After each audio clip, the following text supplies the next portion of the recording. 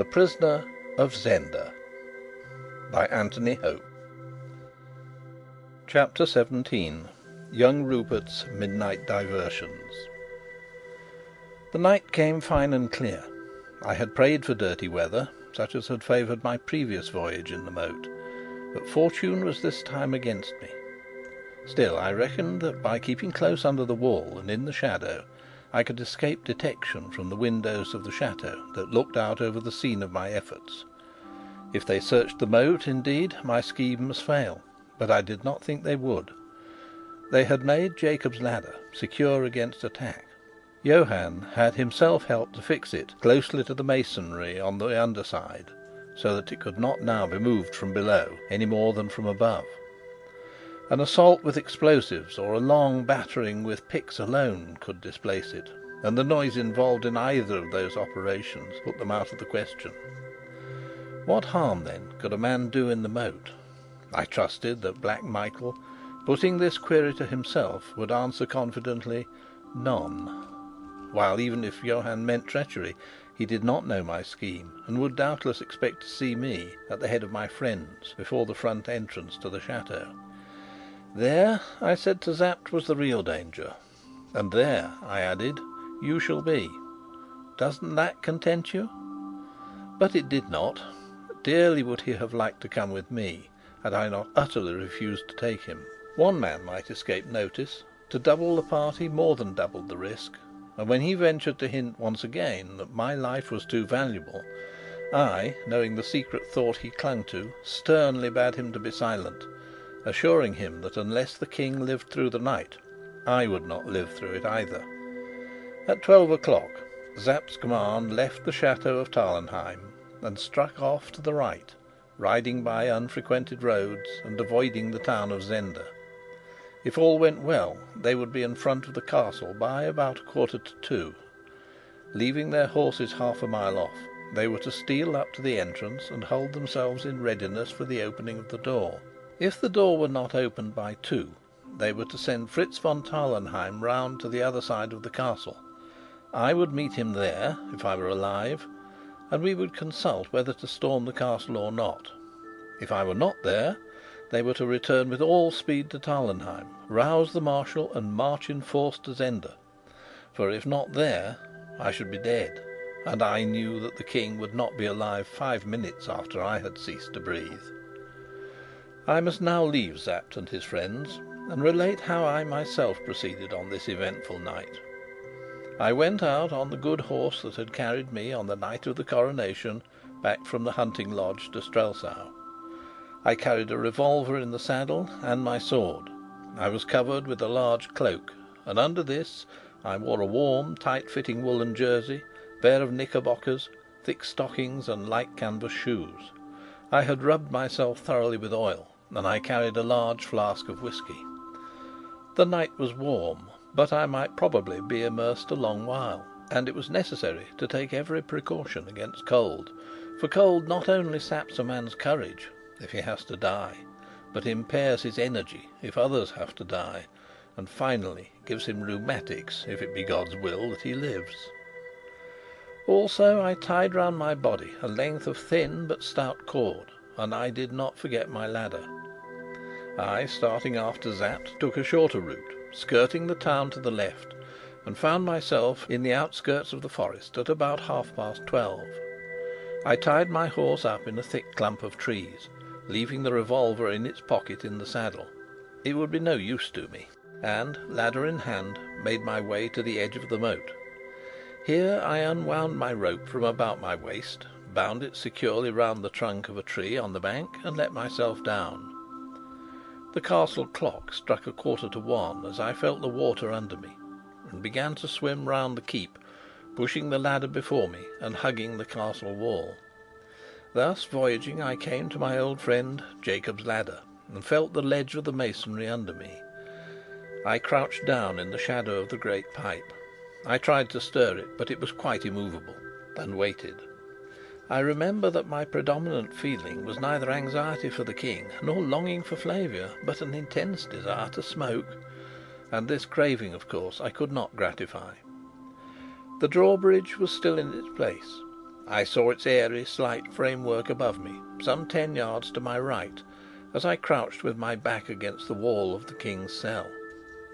I made out a window, 2 yards my side of it, and nearly on the same level. That, if Johann spoke true, must belong to the Duke's apartments, and on the other side, in about the same relative position, must be Madame de Mauban's window. Women are careless, forgetful creatures. I prayed that she might not forget that she was to be the victim of a brutal attempt at 2 o'clock precisely. I was rather amused at the part I had assigned to my young friend Rupert Hentzau, but I owed him a stroke, for even as I sat, my shoulder ached where he had, with an audacity that seemed half to hide his treachery, struck at me in the sight of all my friends on the terrace at Tarlenheim. Suddenly the Duke's window grew bright. The shutters were not closed, and the interior became partially visible to me as I cautiously raised myself till I stood on tiptoe. Thus placed, my range of sight embraced a yard or more inside the window, while the radius of light did not reach me.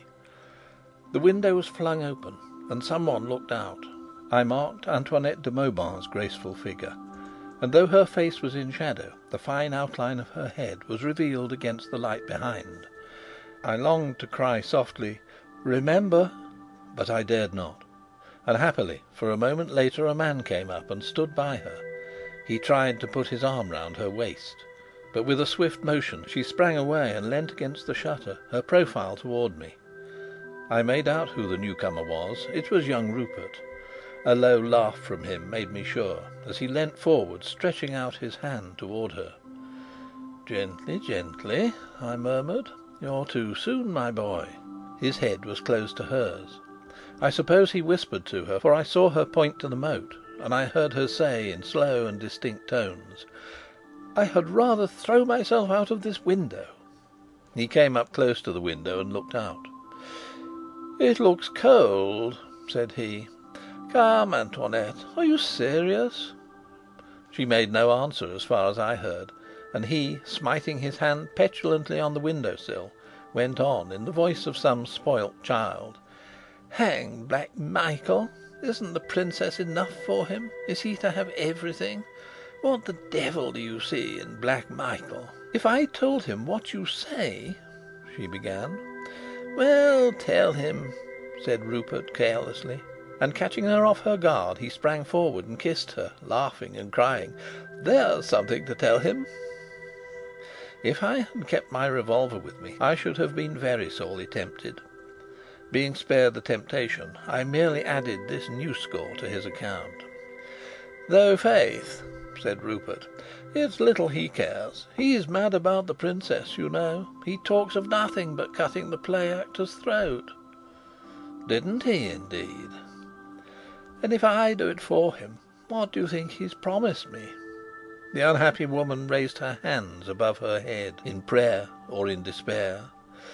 "But I detest waiting," said Rupert, and I saw that he was about to lay his hand on her again, when there was the noise of a door in the room opening, and a harsh voice cried, "What are you doing here, sir?" Rupert turned his back to the window, bowed low, and said in his loud, merry tones, "Apologizing for your absence, sir. Could I leave the lady alone?" The newcomer must be Black Michael. I saw him directly as he advanced towards the window. He caught young Rupert by the arm. "The moat would hold more than the King," said he, with a significant gesture. "Does your Highness threaten me?" asked Rupert. "A threat is more warning than most men get from me." "Yet," observed Rupert, "Rudolf Rassendyll has been much threatened, and yet lives." "Am I in fault because my servants bungle?" asked Michael scornfully. "Your Highness has run no risk of bungling," sneered Rupert. It was telling the Duke that he shirked danger as plain as ever I have heard a man told. Black Michael had self-control. I dare say he scowled. It was a great regret to me that I could not see their faces better. But his voice was even and calm as he answered: "Enough, enough. We mustn't quarrel, Rupert. Are Detchard and Bersonin at their posts?" "They are, sir." "I need you no more." "Nay, I am not oppressed with fatigue," said Rupert. "Pray, sir, leave us," said Michael, more impatiently. "In 10 minutes the drawbridge will be drawn back, and I presume you have no wish to swim to your bed." Rupert's figure disappeared. I heard the door open and shut again. Michael and Antoinette de Mauban were left together. To my chagrin, the Duke laid his hand on the window and closed it. He stood talking to Antoinette for a moment or two. She shook her head, and he turned impatiently away. She left the window. The door sounded again, and Black Michael closed the shutters.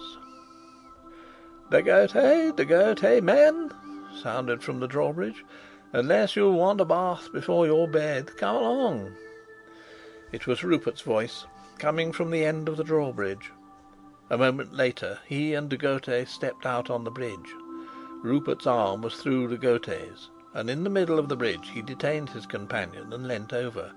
I dropped behind the shelter of Jacob's ladder. Then Master Rupert had a little sport. He took from de Gautet a bottle which he carried and put it to his lips. "Hardly a drop," he cried discontentedly, and flung it in the moat. It fell, as I judged from the sound and the circles on the water, within a yard of the pipe, and Rupert, taking out his revolver, began to shoot at it. The first 2 shots missed the bottle, but hit the pipe. The third shattered the bottle.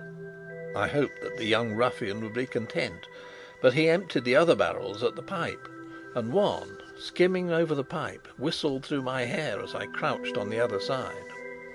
"Where bridge?" a voice cried, to my relief. Rupert and de Gautet cried, "A moment!" and ran across.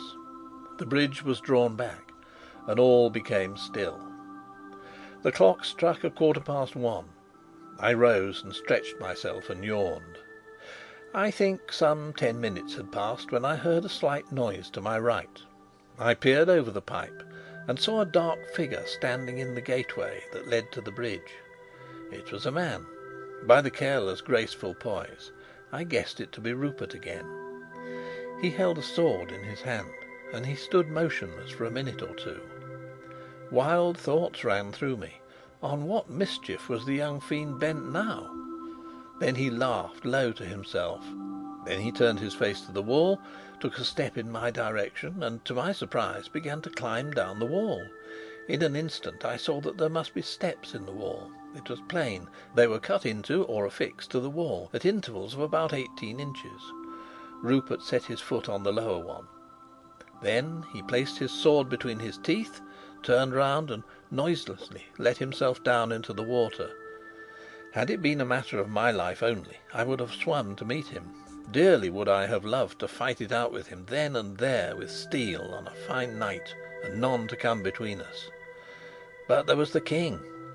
I restrained myself, but I could not bridle my swift breathing, and I watched him with the intentest eagerness. He swam leisurely and quietly across. There were more footsteps on the other side, and he climbed them. When he set foot in the gateway, standing on the drawn-back bridge, he felt in his pocket and took something out. I heard him unlock the door. I could hear no noise of it closing behind him. He vanished from my sight. Abandoning my ladder (I saw I did not need it now), I swam to the side of the bridge and climbed halfway up the steps. There I hung, with my sword in my hand, listening eagerly. The Duke's room was shuttered and dark. There was a light in the window on the opposite side of the bridge. Not a sound broke the silence till 1:30 chimed from the great clock in the tower of the chateau. There were other plots than mine afoot in the castle that night. End of chapter 17.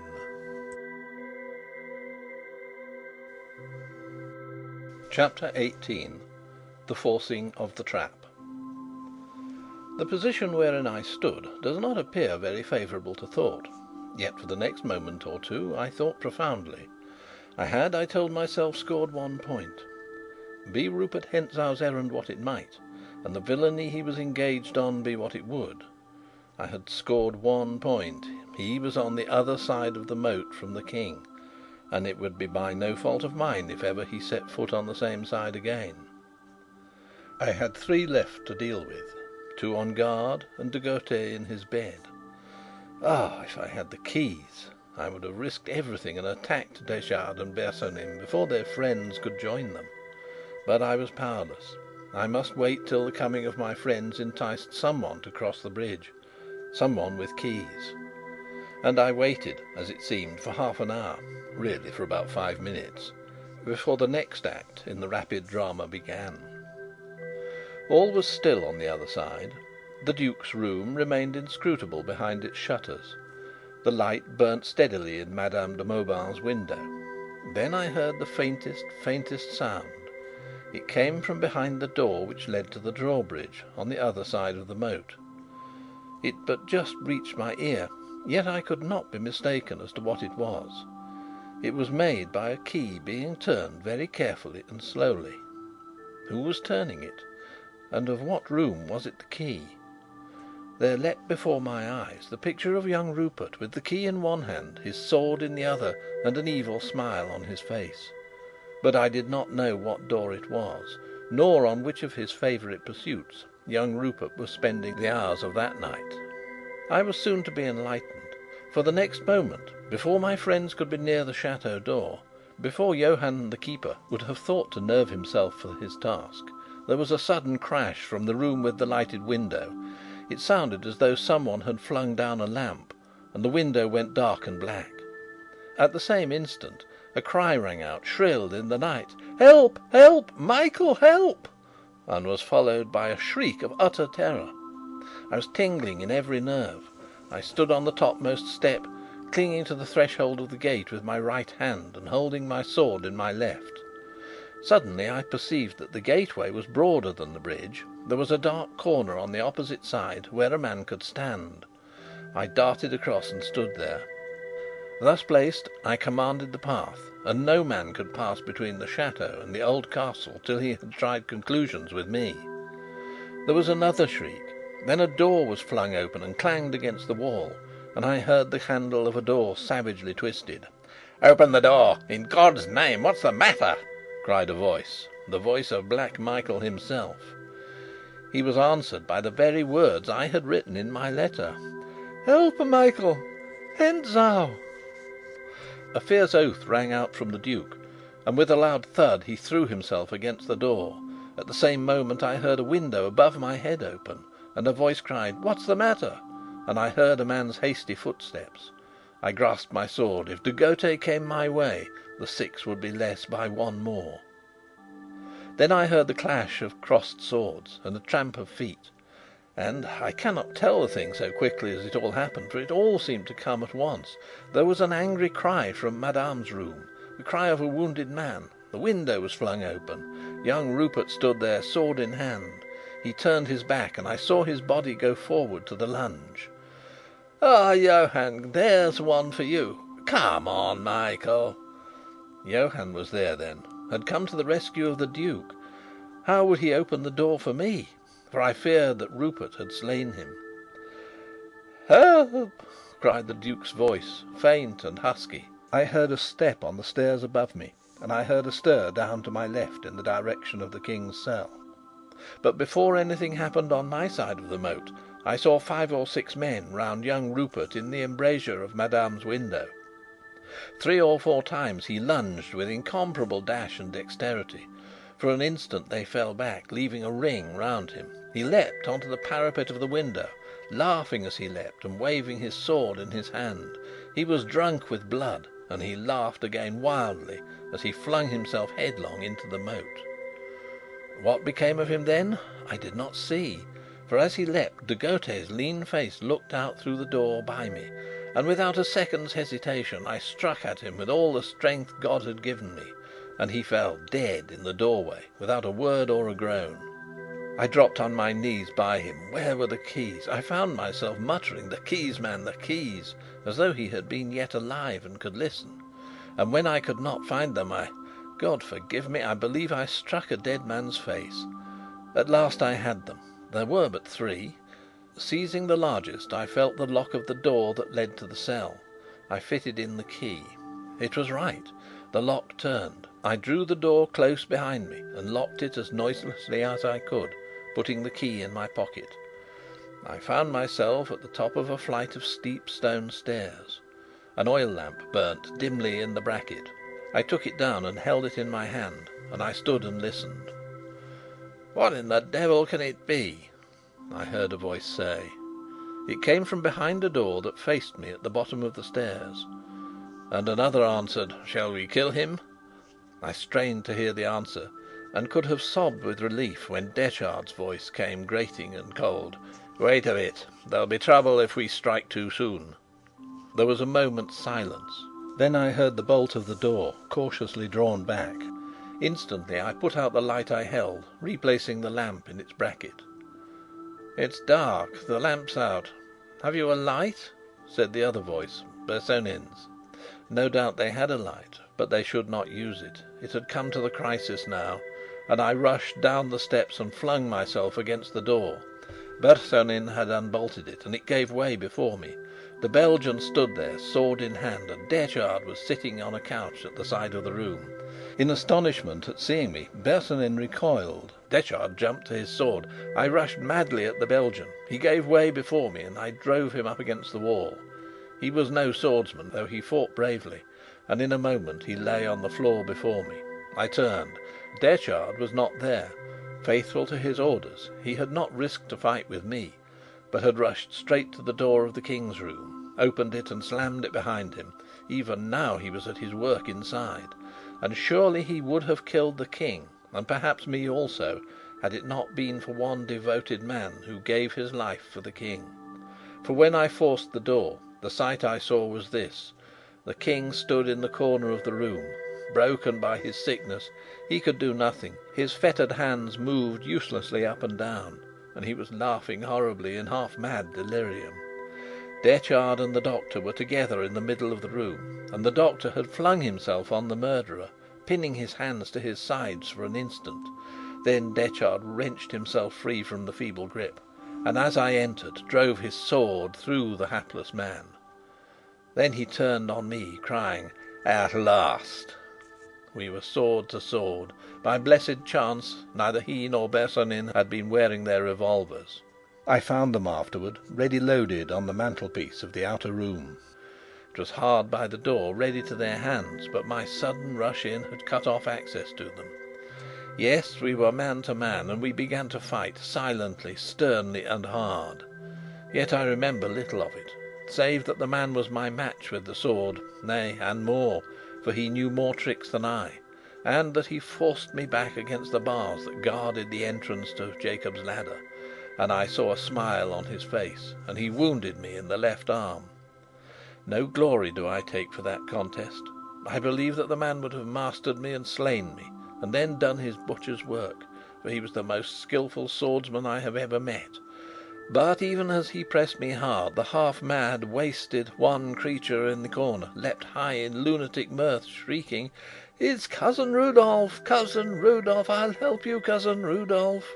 And catching up a chair in his hands, he could but just lift it from the ground and held it uselessly before him, he came towards us.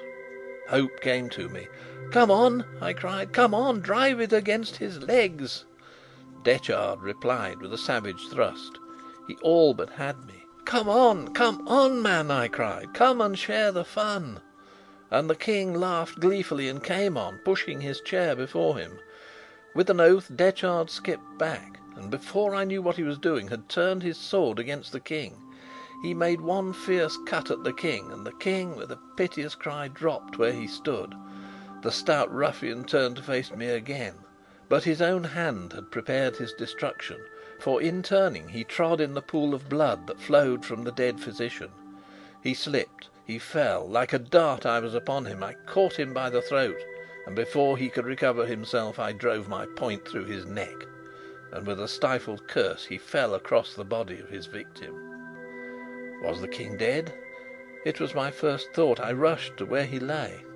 Ay, it seemed as if he were dead, for he had a great gash across the forehead, and he lay still in a huddled heap on the floor. I dropped on my knees beside him and leant my ear down to hear if he breathed, But before I could, there was a loud rattle from the outside. I knew the sound. The drawbridge was being pushed out. A moment later it rang home against the wall on my side of the moat. I should be caught in a trap, and the King with me, if he yet lived. He must take his chance to live or die. I took my sword and passed into the outer room. Who was pushing the drawbridge out? My men? If so, all was well. My eye fell on the revolvers, and I seized one, and paused to listen in the doorway of the outer room. To listen, say I? Yes, and to get my breath. And I tore my shirt and twisted a strip of it round my bleeding arm, and stood listening again. I would have given the world to hear Sapt's voice, for I was faint, spent, and weary, and that wild cat Rupert Hentzau was yet at large in the castle. Yet, because I could better defend the narrow door at the top of the stairs than the wider entrance to the room, I dragged myself up the steps and stood behind it listening. What was the sound? Again a strange one for the place and the time. An easy, scornful, merry laugh, the laugh of young Rupert Hentzau. I could scarcely believe that a sane man would laugh. Yet the laugh told me that my men had not come, for they must have shot Rupert ere now if they had come. And the clock struck 2:30. My God, the door had not been opened. They had gone to the bank. They had not found me. They had gone by now back to Tarlenheim, with the news of the King's death and mine. Well, it would be true before they got there. Was not Rupert laughing in triumph? For a moment I sank unnerved against the door. Then I started up, alert again, for Rupert cried scornfully: "Well, the bridge is there. Come over it, and in God's name let's see Black Michael. Keep back, you curs! Michael, come and fight for her." If it were a three-cornered fight, I might yet bear my part. I turned the key in the door and looked out. End of chapter 18. Chapter 19. Face to face in the forest. For a moment I could see nothing, for the glare of lanterns and torches caught me full in the eyes from the other side of the bridge. But soon the scene grew clear, and it was a strange scene. The bridge was in its place. At the far end of it stood a group of the Duke's servants. 2 or 3 carried the lights which had dazzled me. 3 or 4 held pikes in rest. They were huddled together. Their weapons were protruded before them. Their faces were pale and agitated. To put it plainly, they looked in as arrant a fright as I have seen men look, and they gazed apprehensively at a man who stood in the middle of the bridge, sword in hand. Rupert Hentzau was in his trousers and shirt. The white linen was stained with blood, but his easy, buoyant pose told me that he was himself either not touched at all or merely scratched. There he stood, holding the bridge against them, and daring them to come on, or rather bidding them send Black Michael to him. And they, having no firearms, cowered before the desperate man, and dared not attack him. They whispered to one another, and in the backmost rank I saw my friend Johann, leaning against the portal of the door, and staunching with a handkerchief the blood which flowed from a wound in his cheek. By marvellous chance I was master. The cravens would oppose me no more than they dared attack Rupert. I had but to raise my revolver, and I sent him to his account with his sins on his head. He did not so much as know that I was there. I did nothing. Why, I hardly know to this day. I had killed one man stealthily that night, and another by luck rather than skill. Perhaps it was that. Again, villain as the man was, I did not relish being one of a crowd against him. Perhaps it was that. But stronger than either of these restrained feelings came a curiosity and a fascination which held me spellbound, watching for the outcome of the scene. "Michael, you dog! Michael, if you can stand, come on!" cried Rupert. And he advanced a step, the group shrinking back a little before him. "Michael, you bastard, come on!" The answer to his taunts came in the wild cry of a woman. "He's dead! My God, he's dead!" "Dead?" shouted Rupert. "I struck better than I knew." And he laughed triumphantly. Then he went on. Down with your weapons there! I'm your master now. Down with them, I say!" I believe they would have obeyed, but as he spoke came new things. Firstly, there arose a distant sound, as of shouts and knockings from the other side of the chateau. My heart leapt. It must be my men, come by a happy disobedience to seek me.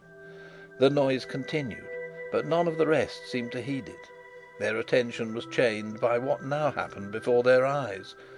The group of servants parted, and a woman staggered on to the bridge. Antoinette de Mauban was in a loose white robe. Her dark hair streamed over her shoulders, her face was ghastly pale, and her eyes gleamed wildly in the light of the torches. In her shaking hand she held a revolver, and as she tottered forward she fired it at Rupert Hentzau. The ball missed him and struck the woodwork over my head. "Faith, madam," laughed Rupert, "had your eyes been no more deadly than your shooting, I had not been in this scrape, nor Black Michael in hell to-night." She took no notice of his words. With a wonderful effort she calmed herself till she stood still and rigid. Then, very slowly and deliberately, she began to raise her arm again, taking the most careful aim. He would be mad to risk it. He must rush on her, chancing the bullet, or retreat towards me. I covered him with my weapon. He did neither.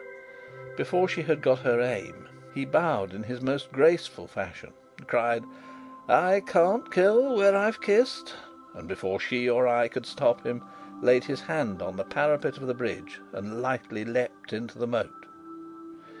At the very moment I heard a rush of feet and a voice I knew, Sapt's cry: "God, it's the Duke, dead!" Then I knew that the King needed me no more, and throwing down my revolver, I sprang out on the bridge. There was a cry of wild wonder: "The King!" Then I, like Rupert Hentzau, sword in hand, vaulted over the parapet, intent on finishing my quarrel with him where I saw his curly head 15 yards off in the water of the moat. He swam swiftly and easily. I was weary and half crippled with my wounded arm. I could not gain on him. For a time I made no sound, but as we rounded the corner of the old keep, I cried, "Stop, Rupert, stop!" I saw him look over his shoulder, but he swam on. He was under the bank now, searching, as I guessed, for a spot that he could climb. I knew there to be none, but there was my rope, which would still be hanging where I left it. He would come to where it was before I could. Perhaps he would miss it, perhaps he would find it, and if he drew it up after him, he would get a good start on me. I put forth all my remaining strength and pressed on. At last I began to gain on him, for he, occupied with his search, unconsciously slackened his pace. Ah, he had found it! A low shout of triumph came from him. He laid hold of it and began to haul himself up. I was near enough to hear him mutter, "How the devil comes this here?" I was at the rope, and he, hanging in mid-air, saw me, but I could not reach him. "Hullo! Who's here?" he cried in startled tones. For a moment I believe he took me for the King. I dare say I was pale enough to lend colour to the thought. But an instant later he cried, "Why, it's the play actor! How came you here, man?" And so saying, he gained the bank. I laid hand on the rope, but I paused. He stood on the bank, sword in hand, and he could cut my head open or spit me through the heart as I came up. I let go the rope. "Never mind," said I, "but as I'm here, I think I'll stay." He smiled down on me. "These women are the deuce," he began, when suddenly the great bell of the castle started to ring furiously, and a loud shout reached us from the moat. Rupert smiled again and waved his hand to me. "I should like a turn with you, but it's a little too hot," said he, and he disappeared from above me.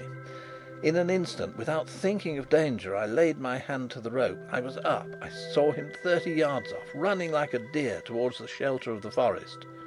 For once Rupert Hentzau had chosen discretion for his part. I laid my feet to the ground and rushed after him, calling to him to stand. He would not. Unwounded and vigorous, he gained on me at every step. But forgetting everything in the world except him and my thirst for his blood, I pressed on, and soon the deep shades of the forest of Zenda engulfed us both, pursued and pursuer. It was 3 o'clock now, and day was dawning. I was on a long straight grass avenue, and 100 yards ahead ran young Rupert, his curls waving in the fresh breeze. I was weary and panting. He looked over his shoulder and waved his hand again to me. He was mocking me, for he saw that he had the pace of me. I was forced to pause for breath. A moment later, Rupert turned sharply to the right and was lost from my sight. I thought it was all over, and in deep vexation sank on the ground. But I was up again directly, for a scream rang through the forest, a woman's scream. Putting forth the last of my strength, I ran on to the place where he had turned out of my sight, and turning also, I saw him again. But alas, I could not touch him. He was in the act of lifting a girl down from her horse. Doubtless it was her scream that I heard. She looked like a small farmer's or a peasant's daughter, and she carried a basket on her arm. Probably she was on her way to the early market at Zenda. Her horse was a stout, well-shaped animal. Master Rupert lifted her down amid her shrieks. The sight of him frightened her, but he treated her gently, laughed, kissed her, and gave her money. Then he jumped on the horse, sitting sideways like a woman, and then he waited for me. I, on my part, waited for him. Presently he rode toward me, keeping his distance, however. He lifted up his hand, saying: "What did you in the castle?" "I killed 3 of your friends," said I. "What? You got to the cells?" "Yes." "And the King?" "He was hurt by Detchard before I killed Detchard, but I pray that he lives." "You fool!" said Rupert pleasantly. "One more thing I did." "And what's that?" "I spared your life. I was behind you on the bridge with a revolver in my hand." "No! Faith, I was between 2 fires." "Get off your horse," I cried, "and fight like a man." "Before a lady?" said he, pointing to the girl. "Fie, your Majesty." Then in my rage, hardly knowing what I did, I rushed at him. For a moment he seemed to waver. Then he reined his horse in and stood waiting for me. On I went in my folly. I seized the bridle and I struck at him. He parried and thrust at me. I fell back a pace and rushed in at him again, and this time I reached his face and laid his cheek open, and darted back before he could strike me. He seemed almost mazed at the fierceness of my attack. Otherwise, I think he must have killed me. I sank on my knee, panting, expecting him to ride at me, and so he would have done, and then and there I doubt not one or both of us would have died. But at the moment there came a shout from behind us, and looking round I saw, just at the turn of the avenue, a man on a horse. He was riding hard, and he carried a revolver in his hand. It was Fritz von Tarlenheim, my faithful friend. Rupert saw him and knew that the game was up. He checked his rush at me and flung his leg over the saddle, but yet, just for a moment, he waited. Leaning forward, he tossed the hair off his forehead and smiled and said: "Au revoir, Rudolf Rassendyll." Then, with his cheeks streaming blood, but his lips laughing and his body swaying with ease and grace, he bowed to me, and he bowed to the farm girl, who had drawn near in trembling fascination. And he waved his hand to Fritz, who was just within range, and let fly a shot at him. The ball came nigh doing its work, for it struck the sword he held, and he dropped the sword with an oath, wringing his fingers, and clapped his heels hard on his horse's belly and rode away at a gallop. And I watched him go down the long avenue, riding as though he rode for his pleasure, and singing as he went, for all that there was that gash in his cheek. Once again he turned to wave his hand, and then the gloom of the thicket swallowed him, and he was lost from our sight. Thus he vanished, reckless and wary, graceful and graceless, handsome, debonair, vile, and unconquered. And I flung my sword passionately on the ground and cried to Fritz to ride after him. But Fritz stopped his horse and leapt down and ran to me and knelt, putting his arm about me. And indeed it was time, for the wound that Detchard had given me was broken forth afresh, and my blood was staining the ground. "Then give me the horse!" I cried, staggering to my feet and throwing his arms off me.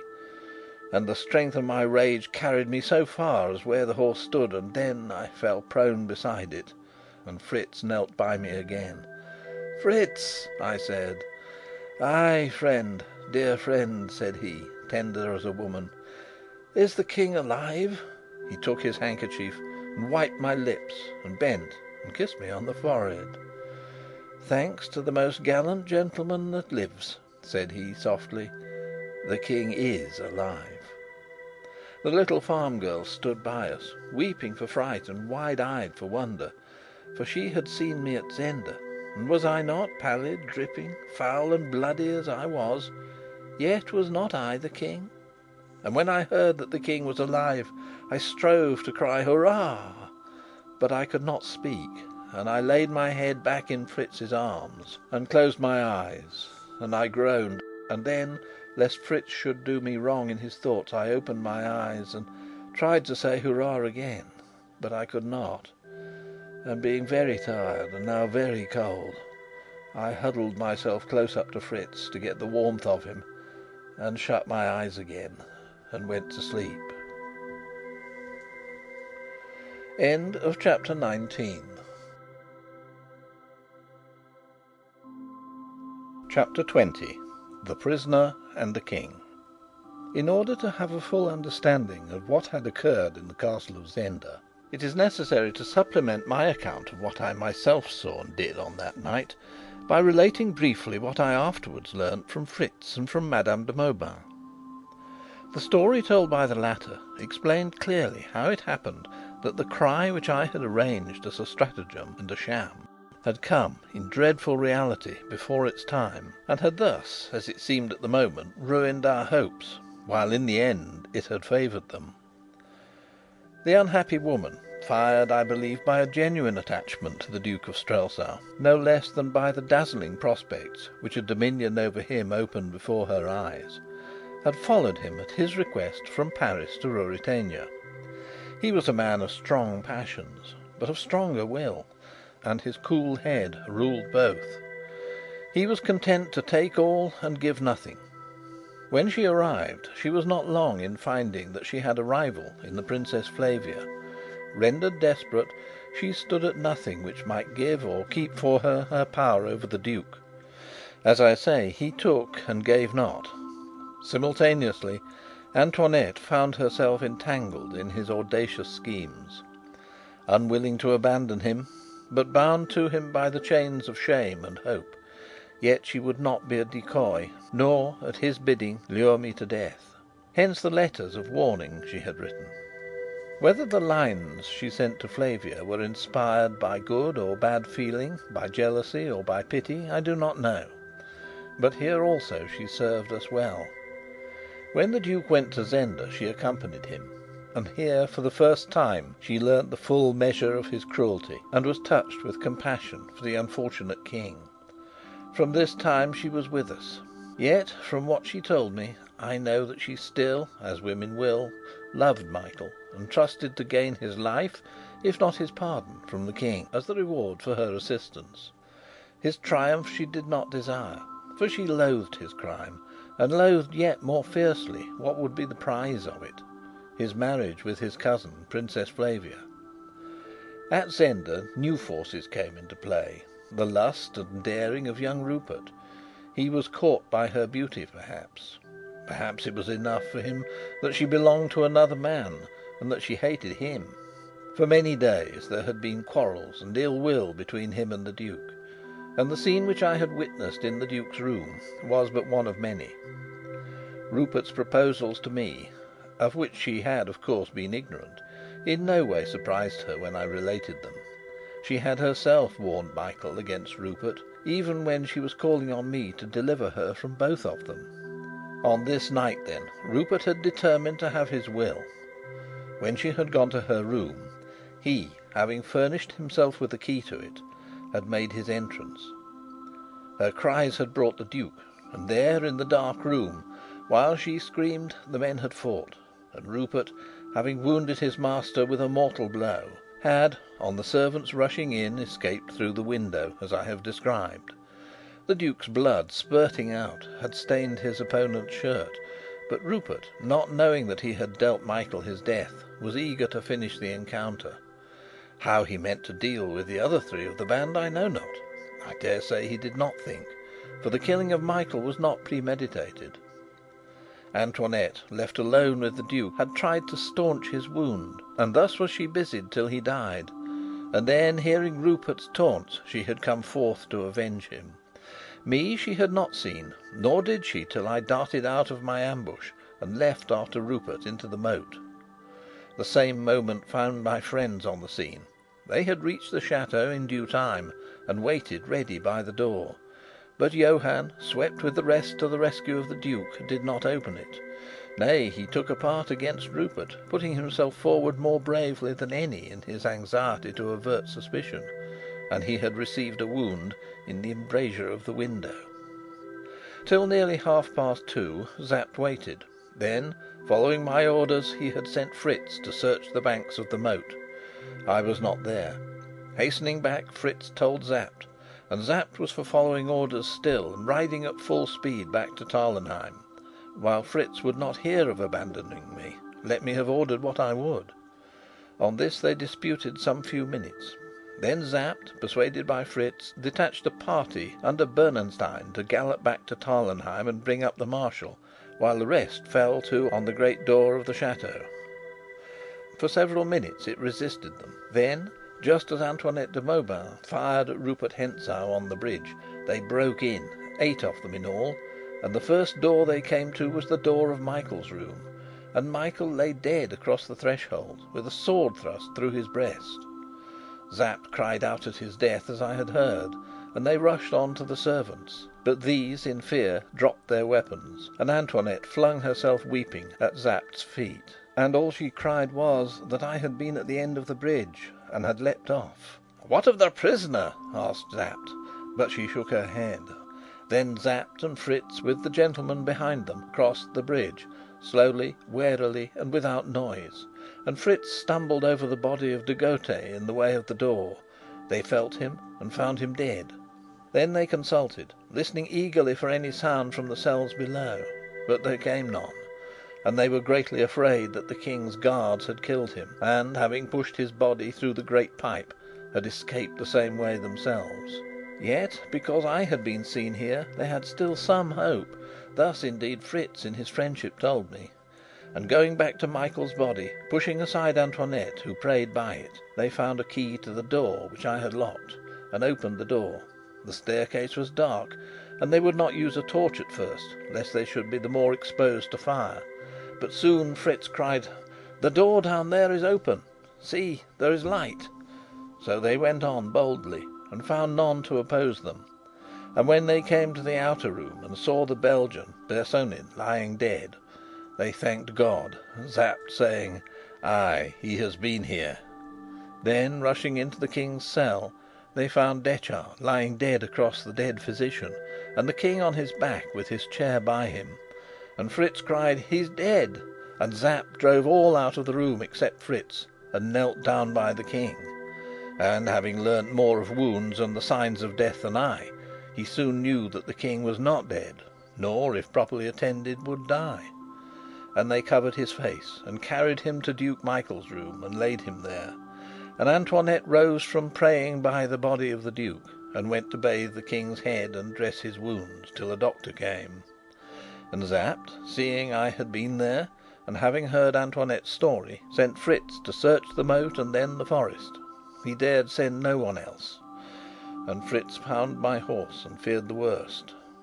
Then, as I have told, he found me, guided by the shout with which I had called on Rupert to stop and face me. And I think a man has never been more glad to find his own brother alive than was Fritz to come on me, so that in love and anxiety for me he thought nothing of a thing so great as would have been the death of Rupert Hentzau. Yet, had Fritz killed him, I should have grudged it. The enterprise of the King's rescue being thus prosperously concluded, it lay on Colonel Sapt to secure secrecy as to the King ever having been in need of rescue. Antoinette de Mauban and Johann the keeper, who indeed was too much hurt to be wagging his tongue just now, were sworn to reveal nothing, and Fritz went forth to find, not the King, but the unnamed friend of the King, who had lain in Zenda and flashed for a moment before the dazed eyes of Duke Michael's servants on the drawbridge. The metamorphosis had happened, and the King, wounded almost to death by the attacks of the jailers who guarded his friend, had at last overcome them, and rested now, wounded but alive, in Black Michael's own room in the castle. There he had been carried, his face covered with a cloth, from the cell, and orders issued that if his friend were found he should be brought directly and privately to the King, and that meanwhile messengers should ride at full speed to Tarlenheim, to tell Marshal Strakencz to assure the Princess of the King's safety, and to come himself with all speed to greet the King. The Princess was enjoined to remain at Tarlenheim, and there await her cousin's coming or his further injunctions. Thus the King would come to his own again, having wrought brave deeds, and escaped almost by a miracle the treacherous assault of his unnatural brother. This ingenious arrangement of my long-headed old friend prospered in every way, save where it encountered a force that often defeats the most cunning schemes. I mean nothing else than the pleasure of a woman.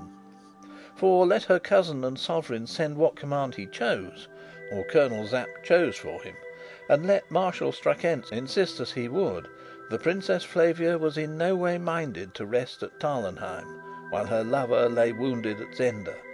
And when the Marshal, with a small suite, rode forth from Tarlenheim on the way to Zenda, the Princess's carriage followed immediately behind, and in this order they passed through the town, where the report was already rife that the King, going the night before to remonstrate with his brother in all friendliness, for that he held one of the King's friends in confinement in the castle, had been most traitorously set upon, that there had been a desperate conflict, that the Duke was slain with several of his gentlemen, and that the King, wounded as he was, had seized and held the castle of Zenda.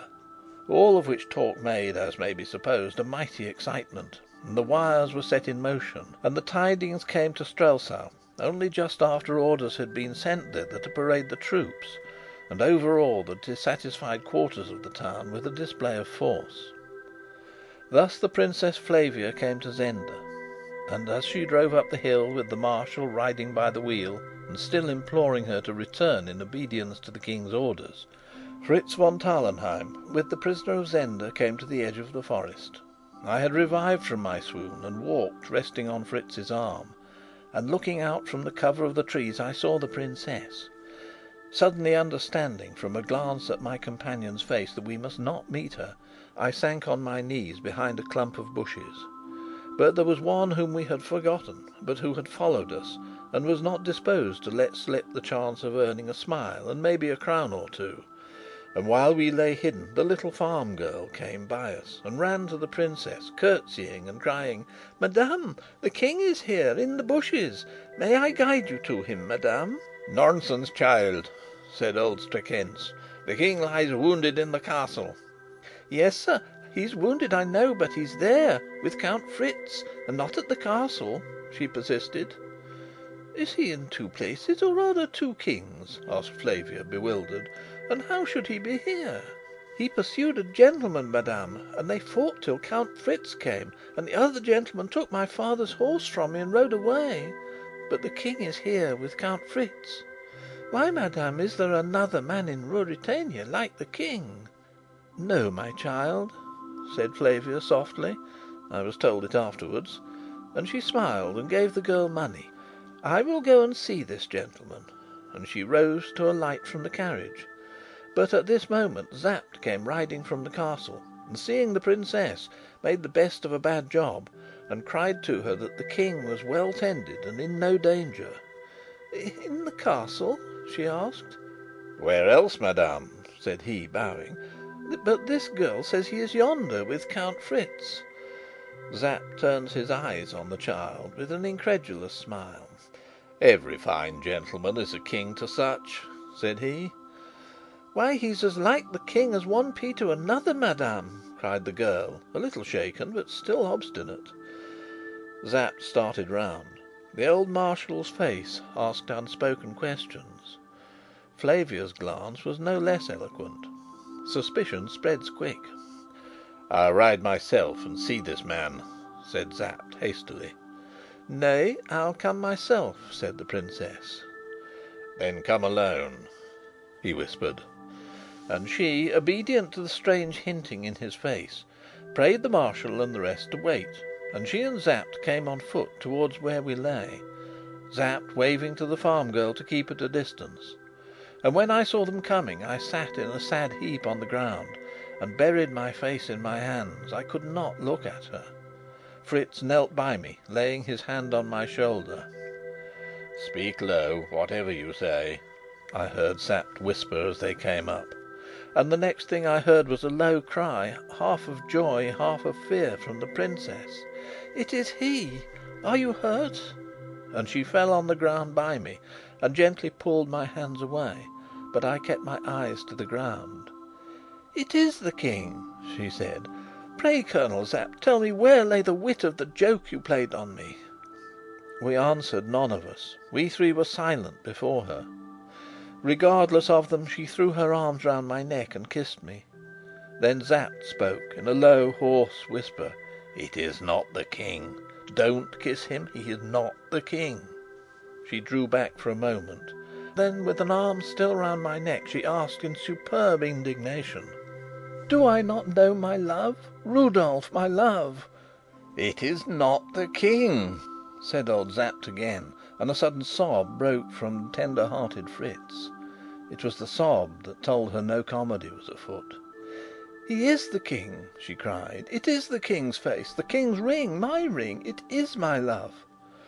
"Your love, madame," said old Sapt, "but not the King. The King is there in the castle. This gentleman..." "Look at me, Rudolf, look at me!" she cried, taking my face between her hands.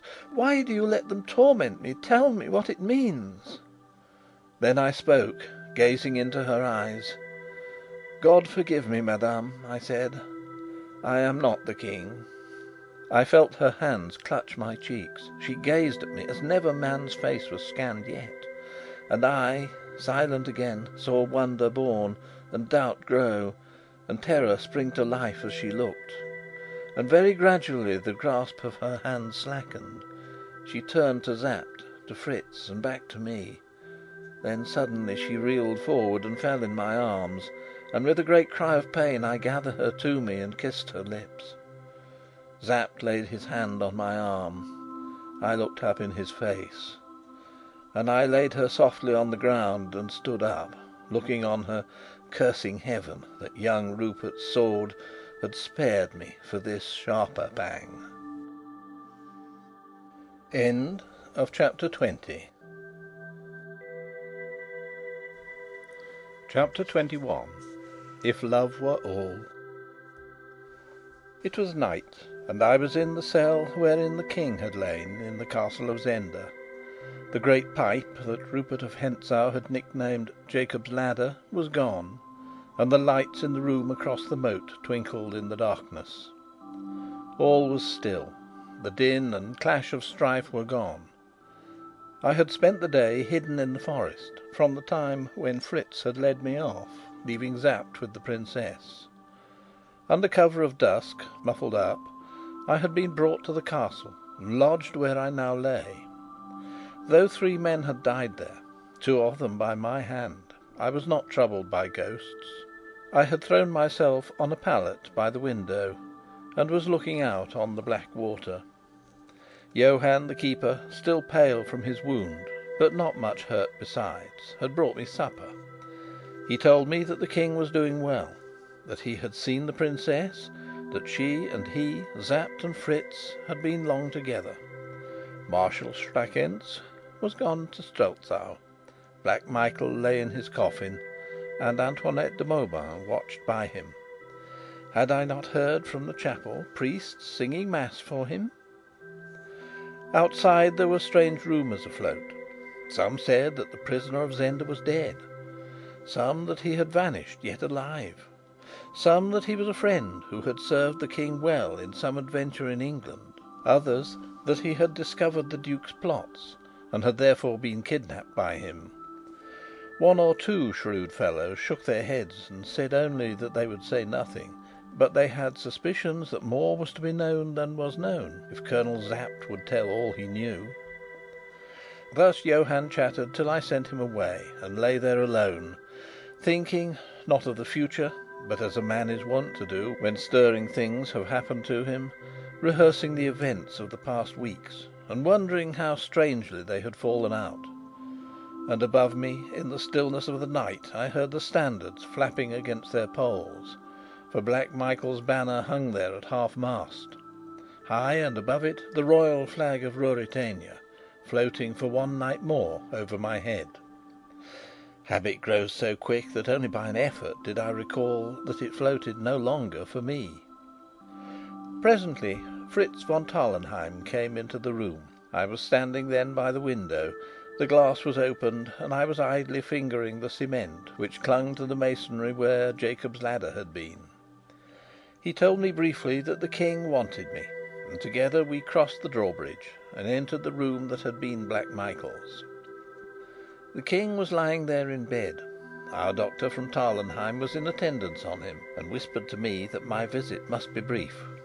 The King held out his hand and shook mine. Fritz and the doctor withdrew to the window. I took the King's ring from my finger and placed it on his. "I have tried not to dishonour it, sire," said I. "I can't talk much to you," he said in a weak voice. "I have had a great fight with Sapt and the Marshal, for we have told the Marshal everything. I wanted to take you to Strelsau and keep you with me, and tell everyone of what you had done, and you would have been my best and nearest friend, cousin Rudolf. But they tell me I must not, and that the secret must be kept, if kept it can be." "They are right, sire. Let me go. My work here is done." "Yes, it is done, as no man but you could have done it. When they see me again, I shall have my beard on. Yes, faith, I shall be wasted with sickness. They will not wonder that the King looks changed in face. Cousin, I shall try to let them find him changed in nothing else. You have shown me how to play the King." "Sire," said I can take no praise from you. It is by the narrowest grace of God that I was not a worse traitor than your brother." He turned inquiring eyes on me, but a sick man shrinks from puzzles, and he had no strength to question me. His glance fell on Flavia's ring, which I wore. I thought he would question me about it, but, after fingering it idly, he let his head fall on his pillow. "I don't know when I shall see you again," he said faintly, almost listlessly. "If I can ever serve you again, sire," I answered. His eyelids closed. Fritz came with the doctor. I kissed the King's hand and let Fritz lead me away. I have never seen the King since. Outside, Fritz turned, not to the right, back towards the drawbridge, but to the left, and without speaking led me upstairs through a handsome corridor in the chateau.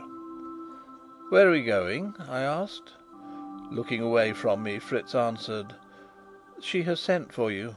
When it is over, come back to the bridge. I'll wait for you there." "What does she want?" said I, breathing quickly. He shook his head. "Does she know everything?" "Yes, everything." He opened a door, and, gently pushing me in, closed it behind me. I found myself in a drawing room, small and richly furnished. At first I thought that I was alone, for the light that came from a pair of shaded candles on the mantelpiece was very dim. But presently I discerned a woman's figure standing by the window. I knew it was the princess, and I walked up to her, fell on one knee, and carried the hand that hung by her side to my lips. She neither moved nor spoke. I rose to my feet, and, piercing the gloom with my eager eyes, saw her pale face and the gleam of her hair, and before I knew, I spoke softly. "Flavia!" She trembled a little and looked round. Then she darted to me, taking hold of me. "Don't stand, don't stand! No, you mustn't! You're hurt. Sit down. Here, here!" She made me sit on a sofa, and put her hand on my forehead. "How hot your head is!" she said, sinking on her knees by me. Then she laid her head against me, and I heard her murmur: "My darling, how hot your head is!" Somehow love gives even to a dull man the knowledge of his lover's heart. I had come to humble myself and pray pardon for my presumption. But what I said now was, "I love you with all my heart and soul." For what troubled and shamed her? Not her love for me, but for the fear that I had counterfeited the lover as I had acted the King, and taken her kisses with a smothered smile. "With all my life and heart," said I, as she clung to me. "Always, from the first moment I saw you in the Cathedral. There has been but one woman in the world to me, and there will be no other. But God forgive me the wrong I've done you." "They made you do it," she said quickly, and she added, raising her head and looking in my eyes, "It might have made no difference if I'd known it. It was always you, never the King." And she raised herself up and kissed me. "I meant to tell you," said I. "I was going to on the night of the ball in Strelsau, when Sapt interrupted me. After that I couldn't. I couldn't risk losing you before I must. My darling, for you I nearly left the King to die." I know. What are we to do now, Rudolf?" I put my arm round her and held her up while I said, "I am going away tonight." "Ah, no, no!" she cried. "Not tonight." "I must go tonight, before more people have seen me. And how would you have me stay, sweetheart, except?" "If I could come with you?" she whispered, very low. "My God!" said I roughly, "don't talk about that!" And I thrust her a little back from me. "Why not? I love you. You're as good a gentleman as the King."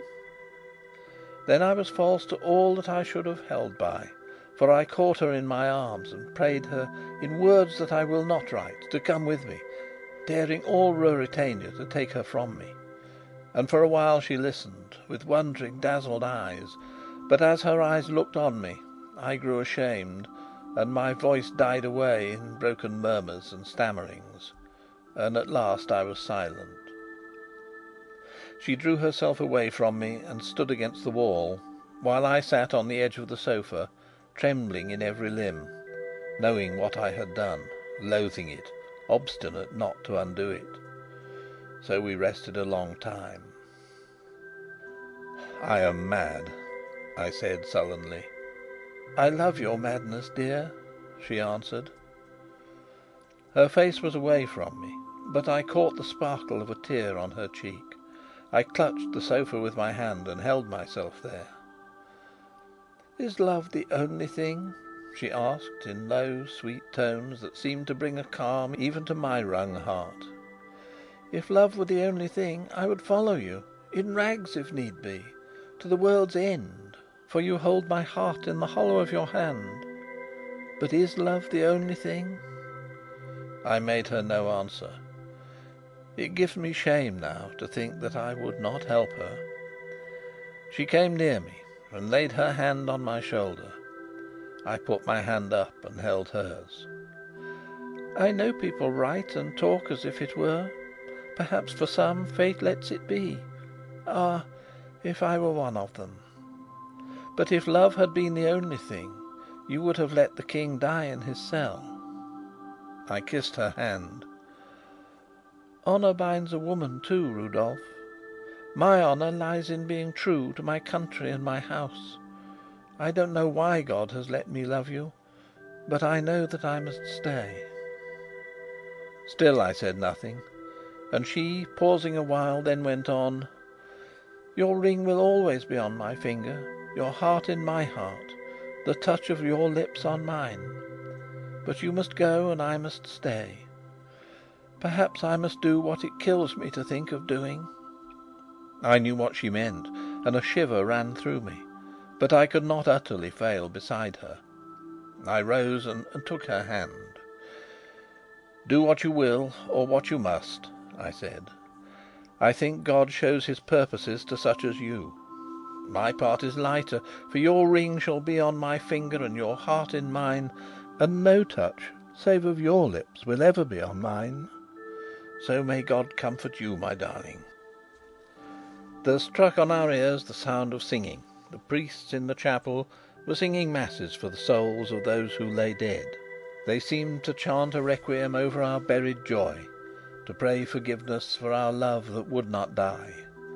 The soft, sweet, pitiful music rose and fell as we stood opposite each other, her hands in mine. "My Queen and my beauty," said I. "My lover and true knight," she said. "Perhaps we shall never see one another again. Kiss me, my dear, and go." I kissed her as she bade me, but at the last she clung to me, whispering nothing but my name, and that over and over again, and again and again. And then I left her. Rapidly I walked down to the bridge. Sapt and Fritz were waiting for me. Under their directions I changed my dress, and muffling my face as I had done more than once before, I mounted with them at the door of the castle, and we three rode through the night and on to the breaking day, and found ourselves at a little roadside station just over the border of Ruritania.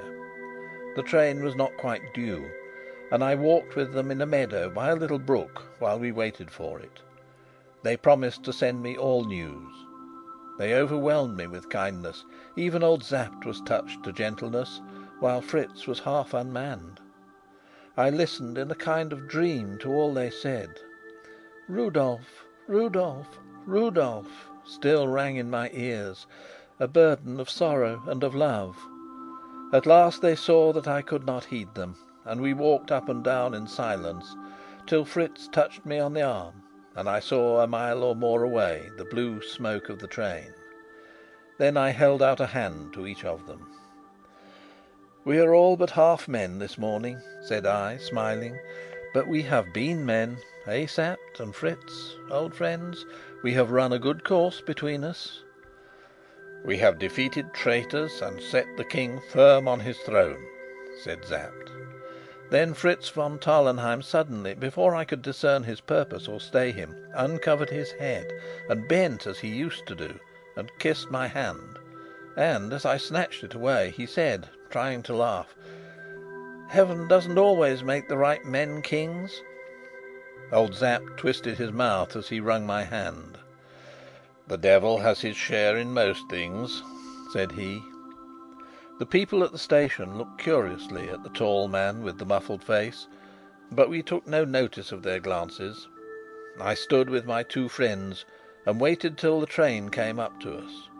Then we shook hands again, saying nothing, and both this time, and indeed from old Sapt it seemed strange, bared their heads, and so stood still till the train bore me away from their sight, so that it was thought that some great man travelled privately for his pleasure from the little station that morning, whereas in truth it was only I, Rudolf Rassendyll, an English gentleman, a cadet of a good house, but a man of no wealth nor position, nor of much rank. They would have been disappointed to know that. Yet had they known all, they would have looked more curiously still. For be I what I might now, I had been for 3 months a king, which, if not a thing to be proud of, is at least an experience to have undergone. Doubtless I should have thought more of it, had there not echoed through the air, from the towers of Zenda that we were leaving far away, into my ears and into my heart, the cry of a woman's love: "Rudolf, Rudolf, Rudolf!" Hark! I hear it now.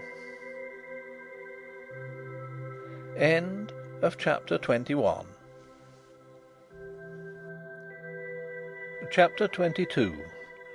Present, Past, and Future? The details of my return home can have but little interest. I went straight to the Tyrol and spent a quiet fortnight, mostly on my back, for a severe chill developed itself, and I was also the victim of a nervous reaction which made me weak as a baby. As soon as I had reached my quarters, I sent an apparently careless postcard to my brother, announcing my good health and prospective return. That would serve to satisfy the inquiries as to my whereabouts, which were probably still vexing the Prefect of the police of Strelsau. I let my moustache and imperial grow again. and as hair comes quickly on my face, they were respectable, though not luxuriant, by the time that I landed myself in Paris and called on my friend George Featherly. My interview with him was chiefly remarkable for the number of unwilling but necessary falsehoods that I told, and I rallied him unmercifully when he told me that he had made up his mind that I had gone in the track of Madame de Mauban to Strelsau. The lady, it appears, was back in Paris, but was living in great seclusion, a fact for which gossip found no difficulty in accounting. Did not all the world know of the treachery and death of Duke Michael? Nevertheless, George bade Bernard Bertrand be of good cheer, for, said he flippantly, a live poet is better than a dead duke. Then he turned on me and asked: "What have you been doing to your moustache?" "To tell the truth," I answered, assuming a sly air, "a man now and then has reasons for wishing to alter his appearance. But it's coming on very well again." "What? Then I wasn't so far out. If not the fair Antoinette, there was a charmer." "There is always a charmer," said I, sententiously. But George would not be satisfied till he had wormed out of me he took much pride in his ingenuity an absolutely imaginary love affair, attended with the proper soupçon of scandal, which had kept me all this time in the peaceful regions of the Tyrol. In return for this narrative, George regaled me with a great deal of what he called inside information, known only to diplomats, as the true course of events in Ruritania, the plots and counterplots. In his opinion, he told me, with a significant nod, there was more to be said for Black Michael than the public supposed, and he hinted at a well-founded suspicion that the mysterious prisoner of Zenda, concerning whom a good many paragraphs had appeared, was not a man at all, but here I had much ado not to smile a woman disguised as a man, and that strife between the King and his brother for this imaginary lady's favour was at the bottom of their quarrel.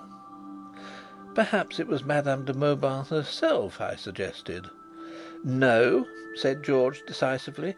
"Antoinette de Mauban was jealous of her, and betrayed the Duke to the King for that reason. And to confirm what I said, it's well known that the Princess Flavia is now extremely cold to the King, after having been most affectionate." At this point I changed the subject, and escaped from George's inspired delusions. But if diplomats never know anything more than they had succeeded in finding out in this instance, they appear to me to be somewhat expensive luxuries. While in Paris I wrote to Antoinette, though I did not venture to call upon her. I received in return a very affecting letter, in which she assured me that the King's generosity and kindness, no less than her regard for me, bound her conscience to absolute secrecy. She expressed the intention of settling in the country and withdrawing herself entirely from society. Whether she carried out her designs I have never heard, but as I have not met her, or heard news of her up to this time, it is probable that she did.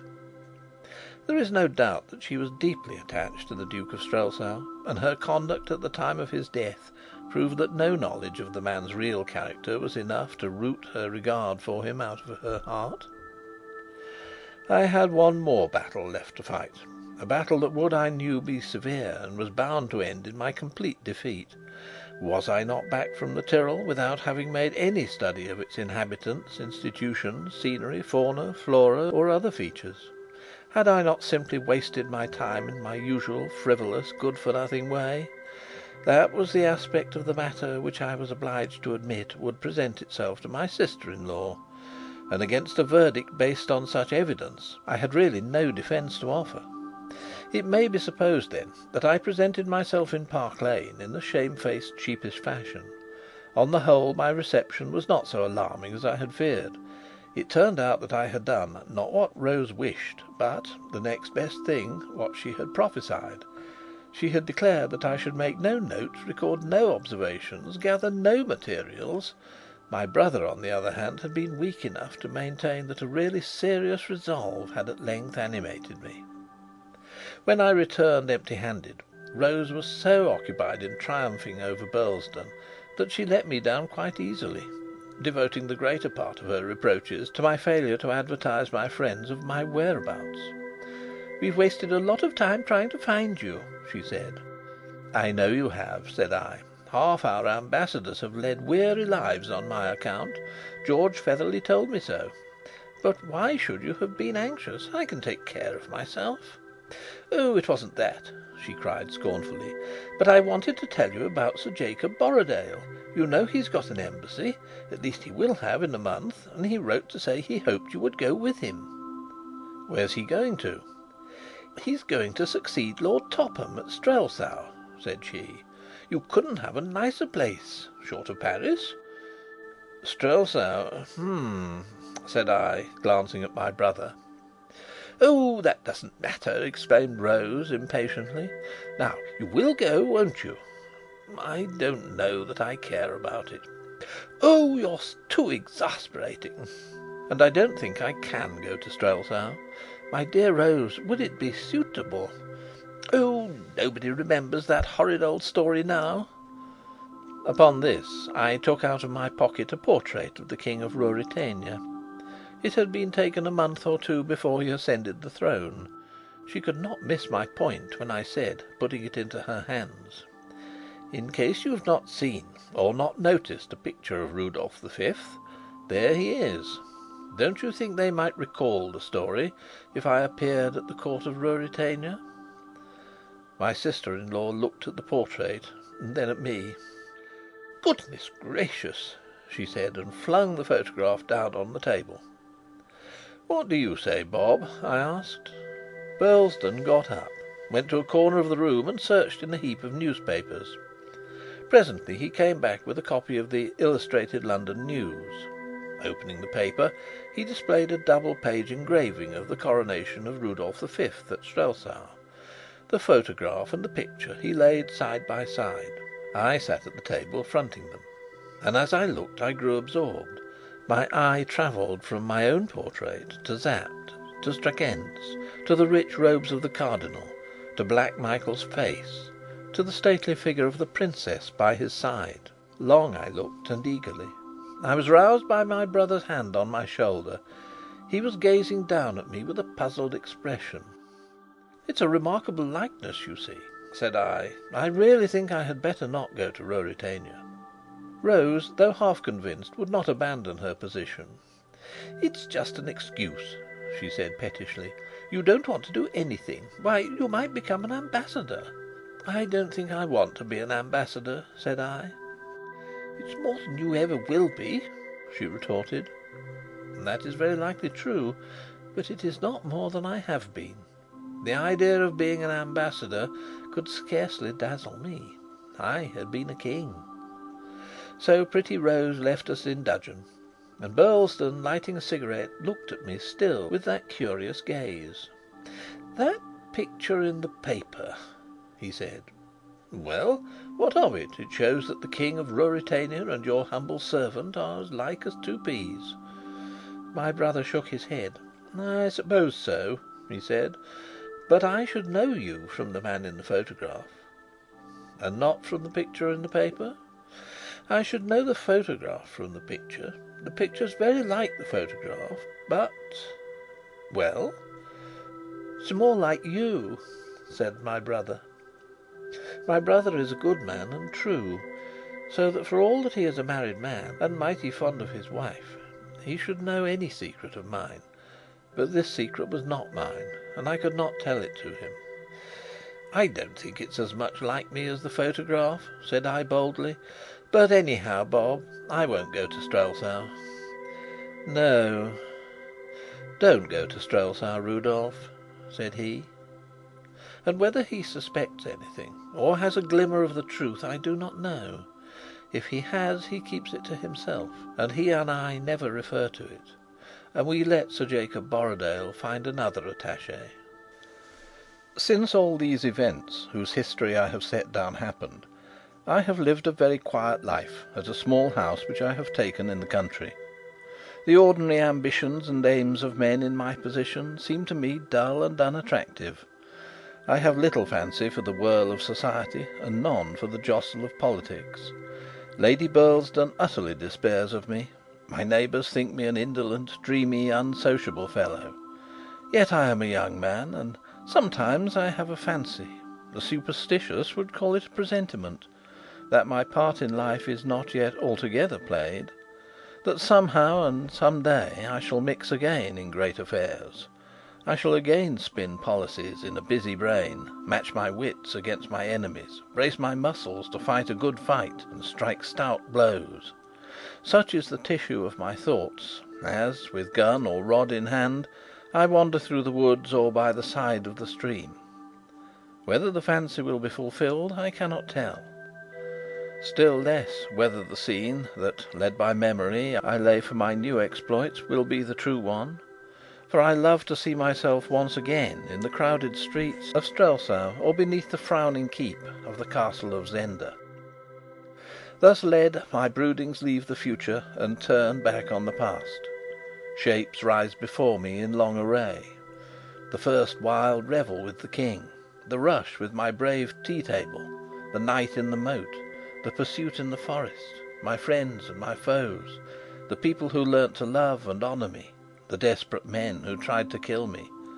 And from amidst these last comes one who alone of all these yet moves on earth, though where I know not, yet plans, as I do not doubt, wickedness, yet turns women's hearts to softness and men's to fear and hate. Where is young Rupert of Hentzau, the boy who came so nigh to beating me? When his name comes into my head, I feel my hand grip and the blood move quicker through my veins, and the hint of fate, the presentiment, seems to grow stronger and more definite, and to whisper insistently in my ear that I have yet a hand to play with young Rupert. Therefore I exercise myself in arms, and seek to put off the day when the vigour of youth must leave me. One break comes every year in my quiet life. Then I go to Dresden, and there I am met by my dear friend and companion, Fritz von Tarlenheim. Last time his pretty wife Helga came, and a lusty crowing baby with her. And for a week Fritz and I are together, and I hear all of what falls out in Strelsau.